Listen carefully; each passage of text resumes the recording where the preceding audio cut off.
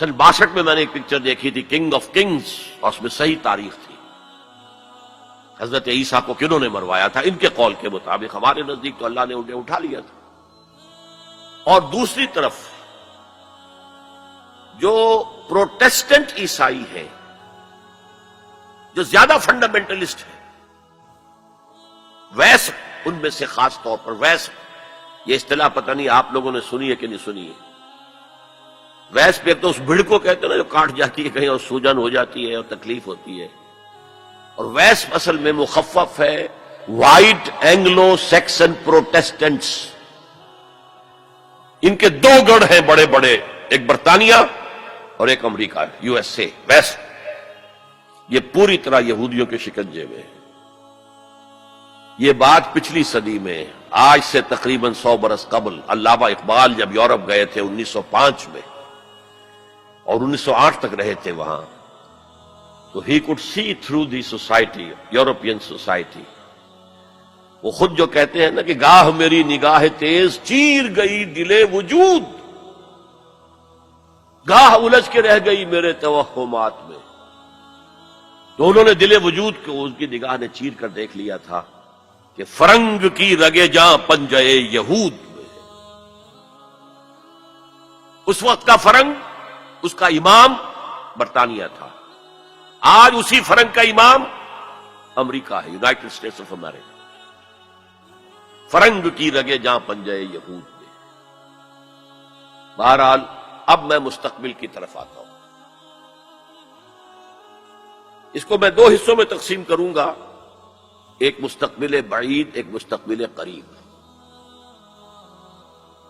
مستقبل بعید جو زیادہ بعید نہیں ہے میرے نزدیک، وہ بہت زیادہ دور نہیں ہے. وہ کیا ہے؟ قرآن مجید کے صغرا کبرا سے بھی ثابت ہوتا ہے. پوری وضاحت کے ساتھ قرآن میں یہ نہیں ہے، لیکن صغرا کبرا قرآن میں موجود ہے، جس کا لازمی نتیجہ ہے جو میں ابھی آپ کے سامنے رکھوں گا. اور احادیث نبویہ سے بڑی وضاحت کے ساتھ ثابت ہے کہ قیامت سے قبل پوری دنیا میں، پورے گلوب پر دین حق اسی طرح غالب آئے گا جیسے کہ حضور کی جد و جہد کے نتیجے میں جزیرہ نما عرب میں غالب آئے گا. قرآن میں صغرا کبرا کیا ہے؟ 3 دفعہ کہا کہ ہم نے بھیجا ہے محمد کو صلی اللہ علیہ وسلم دین کو غالب کرنے کے لیے. وہ آیت میں نے بار بار کوٹ کی ہے. 5 دفعہ کہا ہے کہ ہم نے بھیجا ہے محمد کو پورے عالم انسانیت کے لیے. سب سے اہم آیت ہے سورہ سبا کی نمبر 28 آیت، وَمَا أَرْسَلْنَاكَ إِلَّا كَافَّةً لِلنَّاسِ بَشِيرًا وَنَذِيرًا. اے محمد ہم نے آپ کو نہیں بھیجا مگر پوری نوع انسانی کے لیے بشیر اور نذیر بنا کر. اب اس صغرا کبرا کو جوڑیے.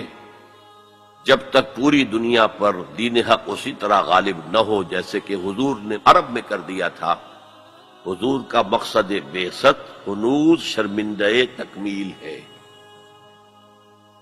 اور یہ ممکن نہیں ہے کہ دنیا ختم ہو جائے اور حضور کا مقصد بعثت جو ہے پورا نہ ہو.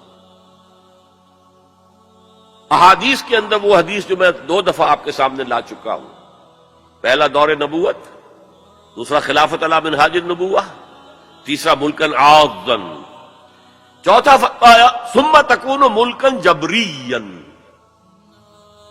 پھر ملوکیت ہوگی مجبوری والی، غلامی والی. اب میں نہیں کہہ سکتا کہ اس وقت صحابہ نے اس کا کیا مطلب سمجھا ہوگا. یہ 2 ملوکیتیں علیحدہ علیحدہ حضور نے گنوا دی.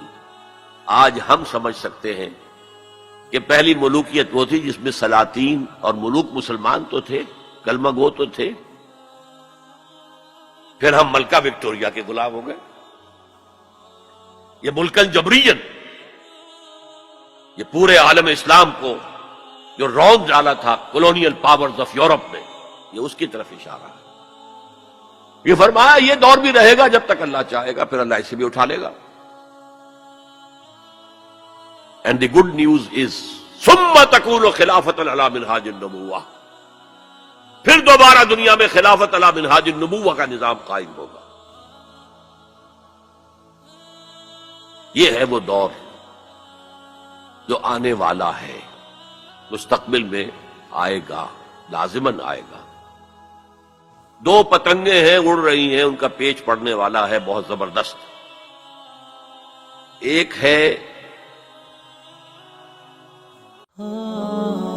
خليل بالقرآن هو إمامنا على هداية الله آمتنا.